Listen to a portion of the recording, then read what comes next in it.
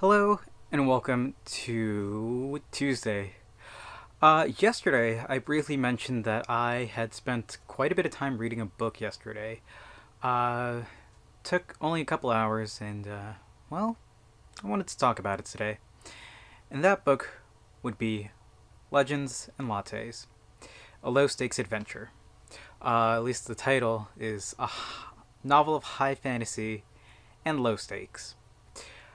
Um, I'm gonna talk spoilers for this one because I feel like it's pretty necessary. If you're interested in reading it, um, definitely go ahead. It's a fun novel, uh, but well, not my cup of tea. I tend to enjoy. I guess I'm not really sure if I've ever read a high fantasy novel. Sure, I've read the Harry Potter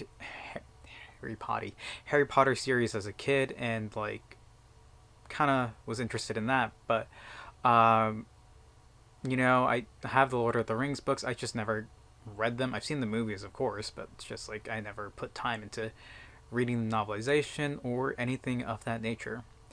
I haven't really played like Dungeons and Dragons or any kind of similar RPG, well, TTRPG, but with my vast knowledge of gaming, and we're here in front of my vinyl records, which have various game OSTs, none of which I don't think are high fantasy. Uh, yeah, I don't think we have any high fantasy original soundtrack sitting right here, which is kind of odd. I figured I would.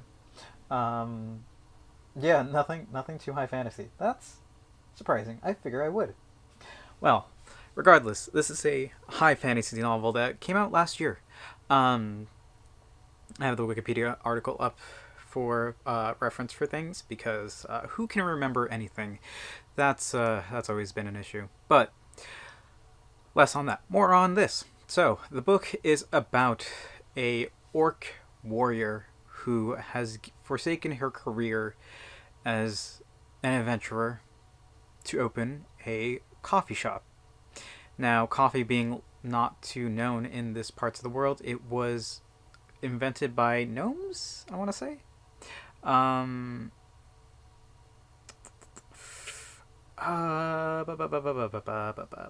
where is it? Where is it? Uh, I'm not sure. I think it was opened by, well, like coffee was invented by gnomes, so coffee isn't too well known throughout the world. But um, she wants to open it and bring this beverage to the masses. So at the end of her last battle, she liberated a magic stone, which is called Scalvert's Stone, which is legend has it brings fortune to its owner. There's a specific line of dialogue or a poem associated with it. I think it's like ring of wealth, maybe might be the term. So it brings it to the owner.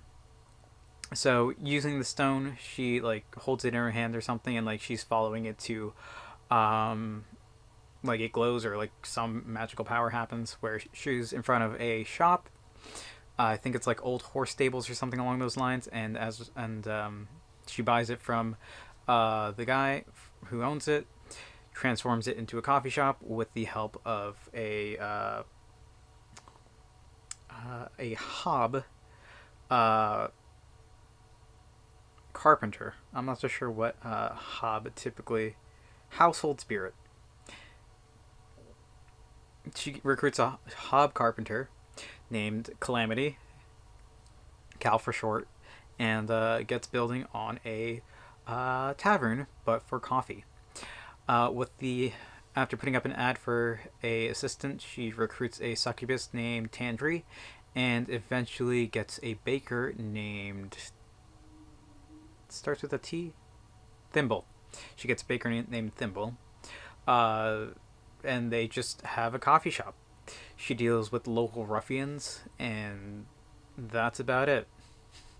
It's a very low stakes novel. Like, it goes very much against the grain of high fantasy, where the orc warrior is trying to like not be as brutish and tries to be very friendly.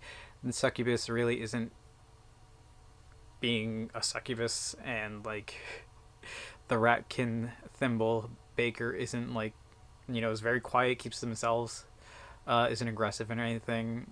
Like they're just using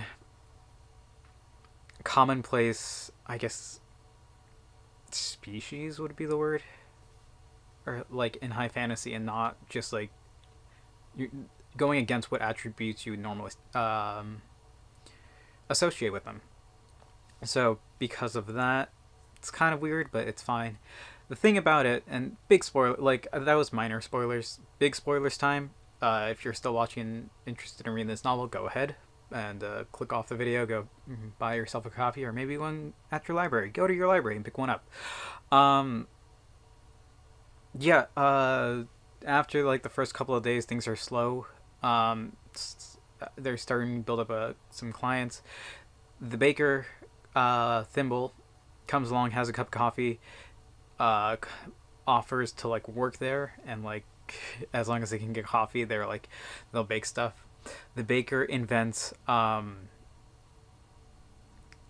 was it? They invent cinnamon rolls, biscotti, and um pound of chocolate. It's like the croissants filled with like little chocolate. It's like it made me really want cinnamon rolls, and I think it makes everybody want cinnamon rolls. Um, yeah, if you read this, make sure you have some cinnamon rolls and like some coffee or tea at hand, because you'll want them. Uh, yeah, it was that was good, but the little area is owned by a um person named the Madrigal, or it's an association. I'm not. It's a gang, and the gang is like pays for like people are like they want protection from like people. You know how it is. Like they'll rough them up if they don't pay for protection money, or something like that. And like they're like what upset me is that like the orc woman is literally showing her fangs, has a giant sword hanging in her coffee shop, and is like, okay, you guys want my money, and it's like it's not a lot of money, to be fair, but it's like, it's, I think it was like 2 silver pieces or something, and it didn't seem like a lot because she was paying, I think it wasn't too much. Um, yeah, I guess it was just the principle of the thing, and it's like you want there to be action, but there isn't, and it just ends up resolving itself very quietly, um, with the main character Viv, just giving the Madrigal like coffee and cinnamon rolls.